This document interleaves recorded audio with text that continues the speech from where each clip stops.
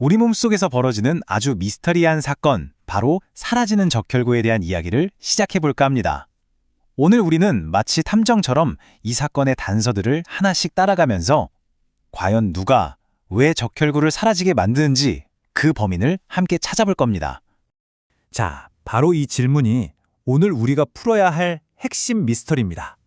한번 상상해 보세요.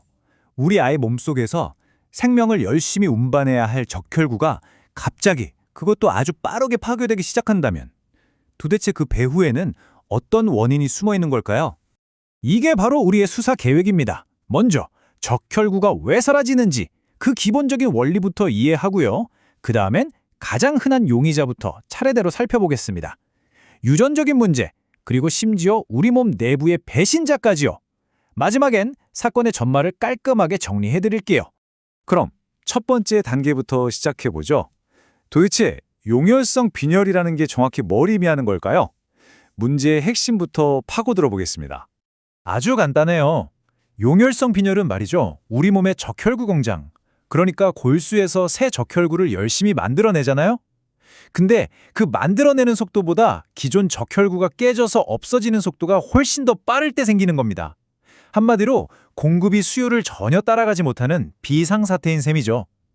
그럼 의사들은 이 사건을 어떻게 알아챌까요? 바로 이런 단서들을 통해서입니다.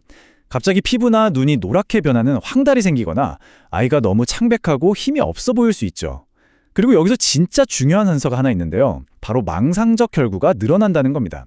이건 뭐냐면 몸이 너무 급하니까 아직 다 자라지도 않은 어린 적혈구까지 혈액으로 막 내보내는 거예요.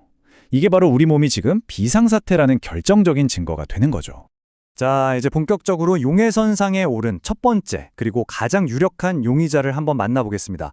바로 G6PD 결핍증인데요. 전 세계적으로 보면 가장 빈번하게 발견되는 범인이라고 할 수 있습니다. 지금 화면에 보이는 이 숫자 한번 보세요. 4억? 무려 4억 명입니다. 전 세계적으로 이렇게나 많은 사람들이 G6PD 결핍증을 가지고 있다는 뜻이에요. 특히 아프리카나 아시아, 지중해 연안 지역 사람들한테서 더 흔하게 나타납니다. 그럼 G6PD가 대체 뭐길래 이렇게 중요할까요? 아주 쉽게 말해서 G6PD는 우리 적혈구를 위한 보호막 같은 거예요. 외부에서 들어오는 해로운 공격, 그러니까 산화 스트레스라는 것들로부터 적혈구를 안전하게 지켜주는 방패 역할을 하는 아주 중요한 효소죠. 자, 사건이 어떻게 벌어지는지 한번 볼까요? 먼저 특정 약을 먹거나 감염이 되거나 심지어 잠두콩 같은 음식을 먹는 게 유발 요인이 될 수 있어요. G6PD가 충분한 사람에겐 아무 문제 없죠. 하지만 이 효소가 부족한 사람은요, 적혈구를 지켜줄 보호막이 그냥 없는 거나 마찬가지예요. 결국 방패 없는 적혈구는 그대로 공격받아서 파괴되고 급성 용혈 반응, 즉 빈혈이 확 일어나게 되는 겁니다. 그런데 G6PD 결핍증이라고 해서 다 똑같이 위험한 건 아니에요. 이 표를 보시면 효소 활성도가 얼마나 남았느냐에 따라 등급이 나뉘거든요. 1등급이 가장 심각하고 4등급은 사실상 거의 증상이 없다고 봐도 돼요.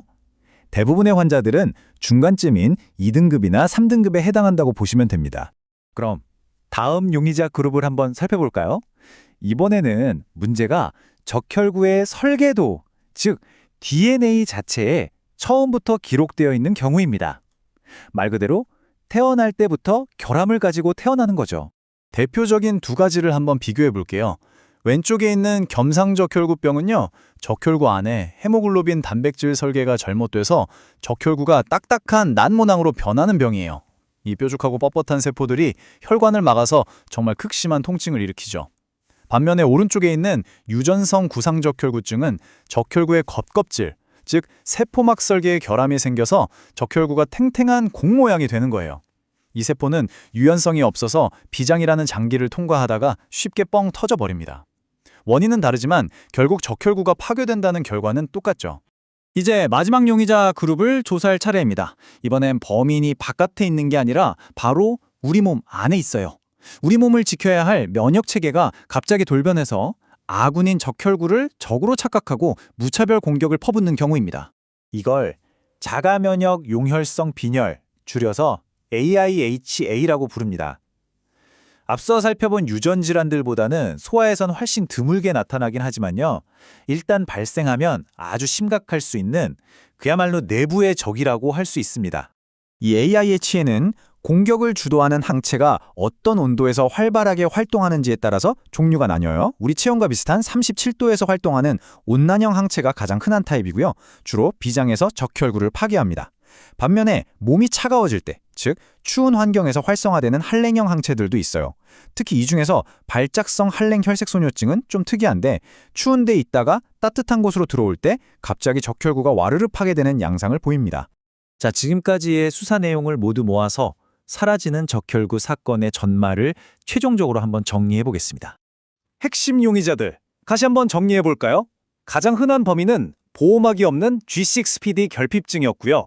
설계도 자체가 잘못된 경우로는 혈관을 막아버리는 겸상적혈구병과 비장에서 쉽게 터져버리는 유전성 구상적혈구증이 있었죠. 그리고 우리 몸 내부의 적, 바로 자가면역성 빈혈도 있었습니다. 네, 바로 이들이 사라지는 적혈구 사건의 주요 용의자들입니다. 이 모든 질환을 관리하는 데 있어서 가장 중요한 열쇠는 결국 빠르고 정확한 진단입니다. 그런데 이게 말처럼 쉽지가 않죠. 그렇다면 여러분은 전 세계적으로 이런 조기 진단에 가로막고 있는 가장 큰 장벽이 과연 무엇이라고 생각하시나요? 아마 이것이 우리가 앞으로 풀어야 할 또 다른 아주 중요한 숙제일 겁니다.